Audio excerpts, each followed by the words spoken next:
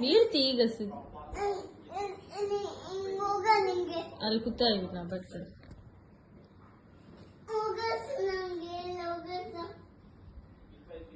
ಜೋರದಿ ಎಲ್ಲದ್ನೇನ ನೀನು?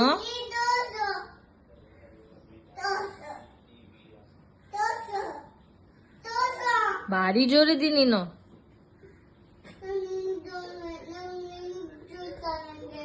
ಹೆಂಗ್ ಚುಡ್ತಾಳ?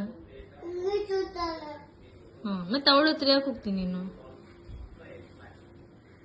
ದೂರ ಮಕ್ಕೋಬೇಕು